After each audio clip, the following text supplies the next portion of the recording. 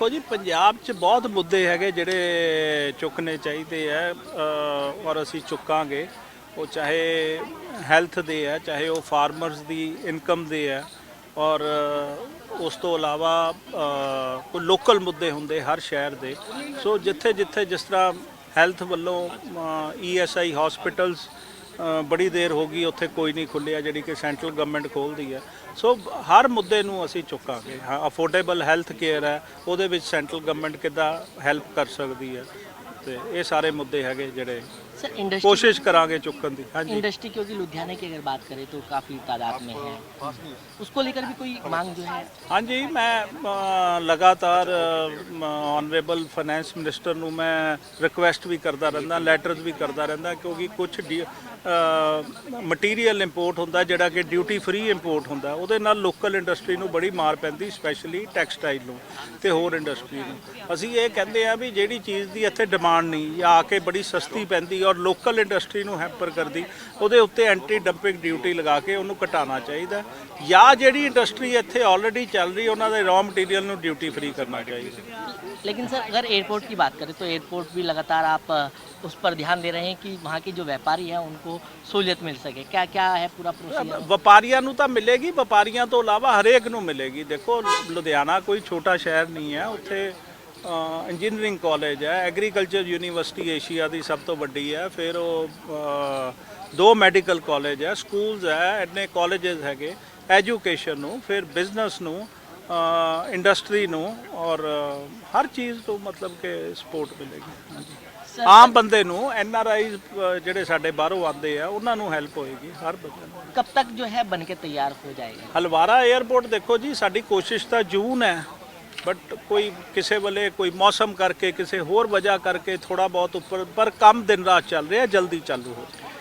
देखो पंजाब की तरफ से और पूरे देश से मेन मुद्दे बजट सेशन में वही हैं कि रोज़गार एक बहुत बड़ा मुद्दा है, रोज़गार मुद्दा है, महंगाई एक बहुत बड़ी मुद्दा है। इसके अलावा अगर आप देखेंगे कि अभी एक नया मुद्दा आपने सुना होगा कि LIC और SBI जो इस देश के आधार है, जिसमें लाखों करोड़ों देश के साधारण आम इंसान ने अपने पैसे लगाए थे, वो अडानी के इस जो एम्पायर है उसमें फंस गए।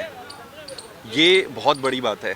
इसमें आप देखेंगे कि किसी बड़े व्यक्ति का पैसे का नुकसान नहीं हो रहा है, आम इंसान का पैसा जो इस पे लगा हुआ है वो नुकसान हो रहा है। तो एक तो ये मुद्दा है। इसके अलावा हम चाहते हैं कि सरकार रोज़गार की योजनाएं लेकर आए, सबको रोज़गार मिले, महंगाई कम हो, और उसके अलावा सारे पंजाब से, जैसे बॉर्डर बेल्ट है, मैं बार बार इसको रेस करता हूँ, बॉर्डर बेल्ट उसमें सेंट्रल गवर्नमेंट की स्टेक्स रहते हैं, इस पे स्पेशल ध्यान देना पड़ेगा। बॉर्डर बेल्ट पे वाटर इश्यूज़ है, कई सारे कॉम्प्लिकेटेड इश्यूज़ हैं जो स्टेट गवर्नमेंट अलोन नहीं कर सकती है, वो इनके ज्यूरिडिक्शंस पे आती है, वहाँ पे इनको फोकस करना पड़ेगा। लेकिन अगर बात करें, आपने आज राष्ट्रपति के अभिभाषण का बहिष्कार भी किया है, क्या वजह रही है?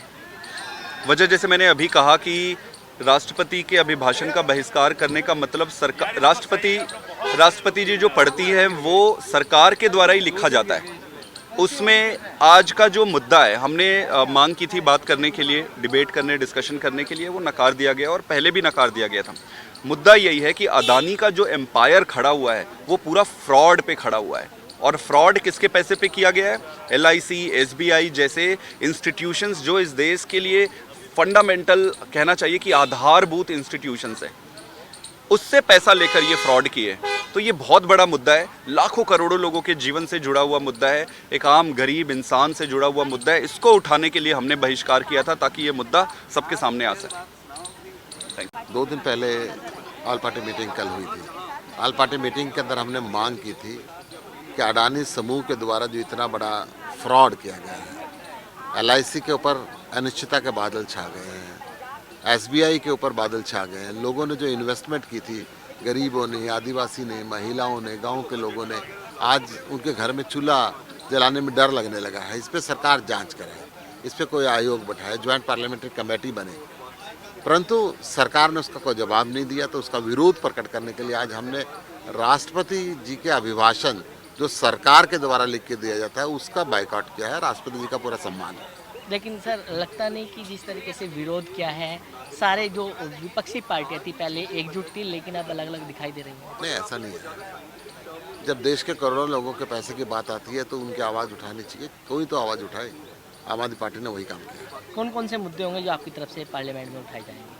पार्लियामेंट तो बजट सत्र है, बजट पे चर्चा होगी, कहाँ टैक्स लगाते हैं या पिछली बार की तरह खोखला बजट लेके आते हैं। मोदी सरकार ने आज तक जितने बजट पेश किए हैं, कहीं ना कहीं आम जनता के ऊपर बोझ बढ़ता गया है। पिछले बजट की मैं बात करूं तो दही पे टैक्स लगा, दूध पे टैक्स लगा, चावल पे टैक्स लगा, आटे पे टैक्स लगा, जीएसटी। महंगाई बढ़ती जा रही है, आय के साधन घटते जा रहे हैं, नौकरियां मिल नहीं पा रही हैं, उन सब बात। हमसे जुड़े रहने के लिए हमारे YouTube चैनल को सब्सक्राइब करें और नई वीडियो की नोटिफिकेशन के लिए बेल आइकॉन को दबाएं।